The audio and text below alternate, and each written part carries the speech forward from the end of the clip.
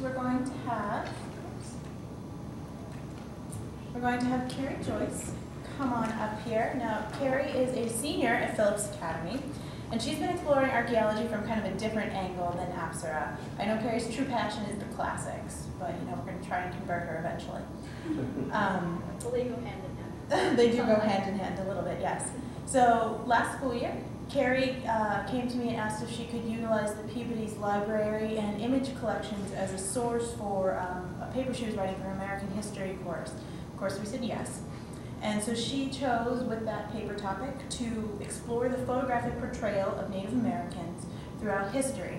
And she focused particularly on how the images changed over time and the paradoxical portrayal of the noble savage ideology. So I'll hand it on over to Kerry. Thank you.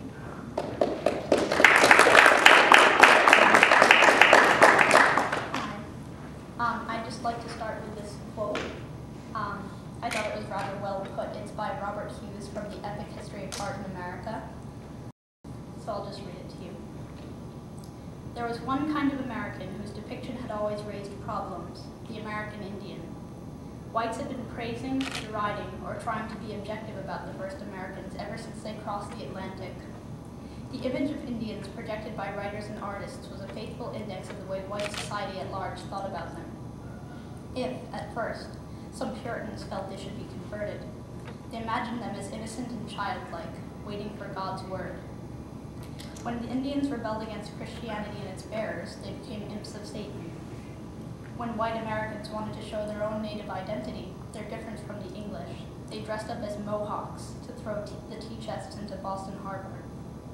On the other hand, when the British used Indians as auxiliaries, the Declaration of Independence complained that George III had sent savages against the settlers. In America, the Enlightenment view of Indians as noble savages was always unstable. Behind it lurked the other stereotype of Indians, as treacherous, cunning, violent, and animal, which instantly emerged in periods of conflict as a justification for killing them. The Native American has never held a steady place in the minds of whites. Since the discovery of America, the Indian has been an object of fear, hatred, and reverence by white settlers. His culture was of another time, his customs and appearance foreign and strange. There were none like him in the world, virtually none still in his quote-unquote primitive condition. He seemed to be one with nature, able to perceive the slightest of sounds, sights, and smells in a way that was superhuman. Dixon said in his Vanishing Race, quote, "His ears trained to hear sounds ordinarily inaudible. His nostrils are early taught to distinguish the scent of different wild animals," end quote. His eyes told of a wisdom beyond this world. The lines in his face told of age and experience.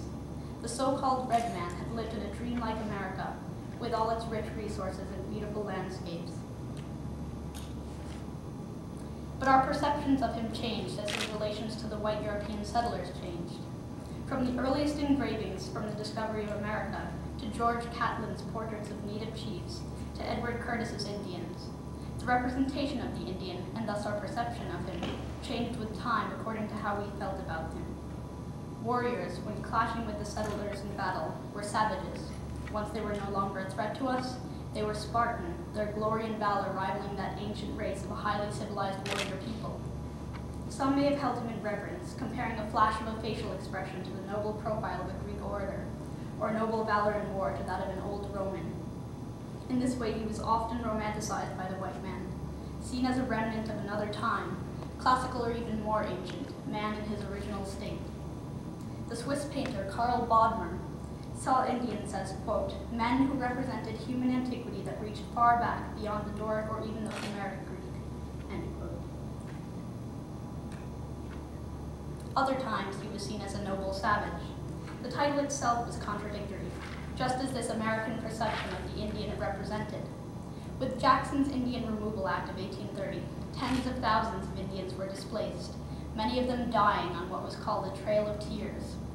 The perception of the Indian in painting of the time, the noble savage, arose out of this conflict with whites. Robert Hughes says that this, quote, genocidal brutality of Jackson's removal policy found no reflection in American painting of the Indians, except in a skewed and distorted way. When Indians fought back, their hostility towards the white invaders was translated into atrocity stories for the palpitant Eastern viewer.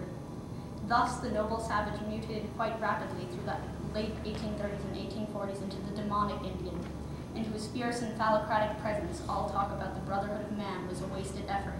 End quote. George Catlin, who painted Native Americans at the time, was intrigued by the Enlightenment view of the savage. What was the savage, he wondered? Rousseau thought that man was best in his simplest state, his goodness untainted by society, greed, and lust for power. Hobbes saw the life of the savage as, quote, solitary, poor, nasty, brutish, and short, end quote. This conflicted character came to represent an entire race to 1830s and 1840s America, throwing at the public a highly complex, if not entirely dishonest, image of their neighbors. All at once, it inspired fear, hatred, and fascination with the Indian, justifying violence against him. Catlin, quote, knew at the outset, and every passing year confirmed, that his subject matter was dying, not slipping away, but being ground into extinction by Catlin's own people.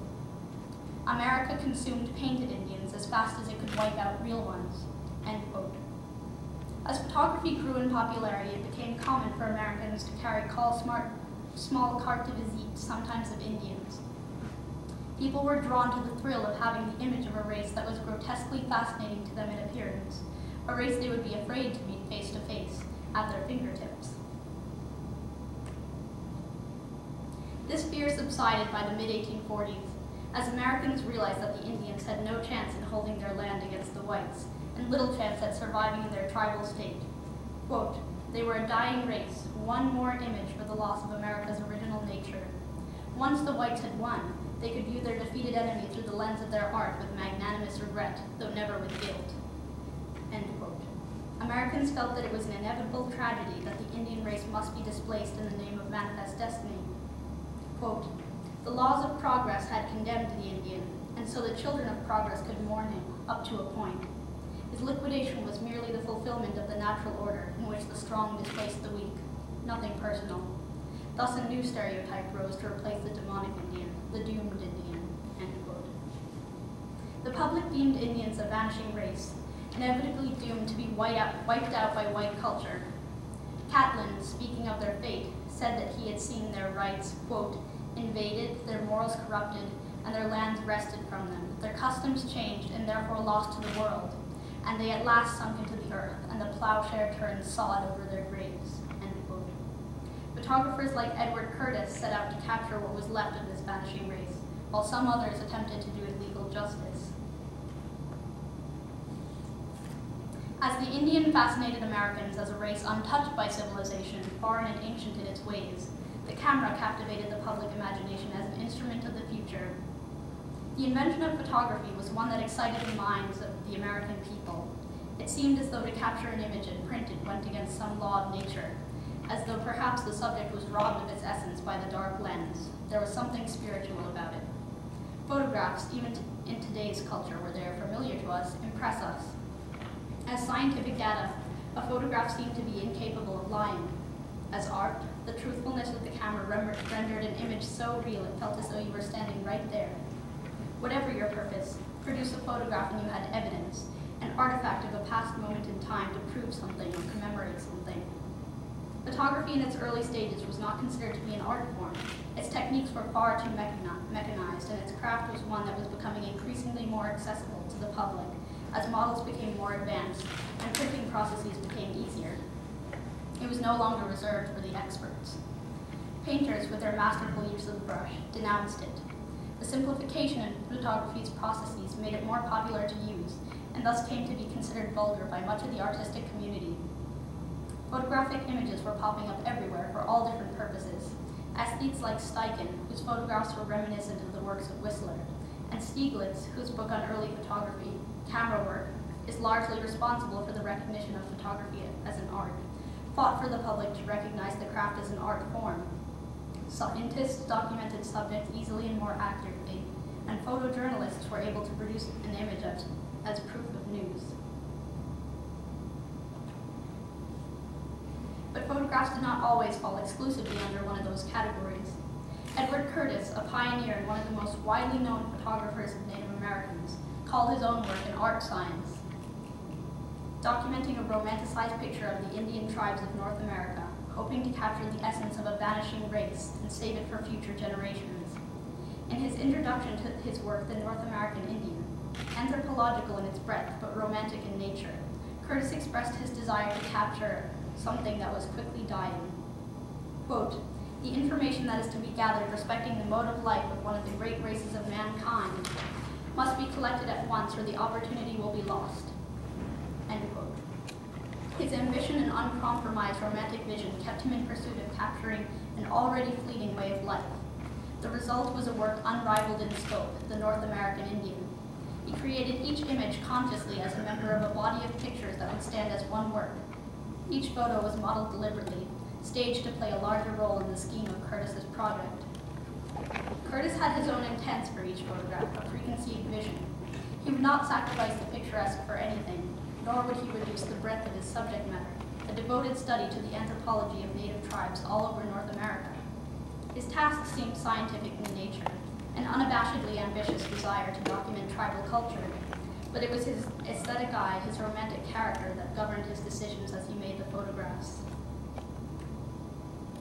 Other photographers of Native Americans of his time worked in studios with flashbulbs, as in this photograph held in the Addison by William Henry Jackson, whose aim in taking photographs was primarily to document. Subjects stood plainly before the camera, hardly any expression in their faces. Curtis's images seemed to bear the very soul of his subjects. Quote, "Curtis worked as a cartographer, reading each face as a map of the past and of the character of each sitter." End quote. Some are skeptical about the legitimacy of Curtis's photos, as they were often staged, but A.D. Coleman, who wrote the introduction to Portraits from a North American Indian Life, explains why we tend to and why we ought to trust him. Quote, "It seems to me that we trust the images of Curtis because it is obvious from even any one of the portraits that his subjects trusted him deeply, and that this trust was never betrayed." End quote. To capture the essence of a subject requires the engagement of both subject and photographer. Indians were conscious, even wary, of how photographers portrayed them to the American public. Curtis's images are not revealing of their subjects by coincidence. The subjects of his photos trusted Curtis and revealed themselves, their stories and emotions, to him. After all, wasn't Curtis right in a way to romanticize the Indian? The American character of the Indian was romanticized because the Indian himself was a romantic. He was not concerned with money, nor manifest destiny like the white man was. He was content with his share of land and the resources it bore him. His mother was the earth, and he was always in touch with her sounds, sights, and other senses. He felt as though somehow, through nature's signs, he was in touch with his ancestors. Wise medicine men invoked the great mystery, and valiant chiefs led their tribes in war.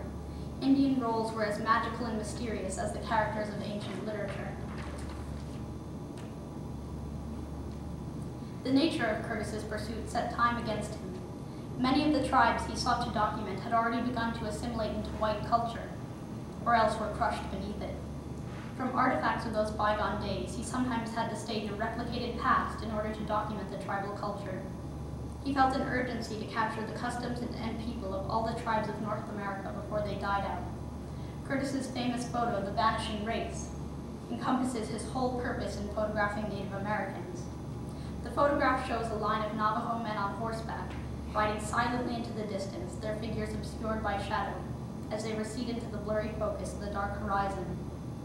The Indian race, as it has once been, was receding into oblivion, and Curtis was chasing it with his camera, telling the story of men who were the last of their breed, their culture slowly dying. Curtis, being a romantic, tried desperately to turn back the clock, just so that he could record the lives of these Indians in pictures, make them immortal. Curtis wrote in 1905, quote, "I feel that the life of these children of nature is like the dying day drawing to its end. Only off in the west is the glorious light of the setting sun telling us, perhaps, of light after darkness." End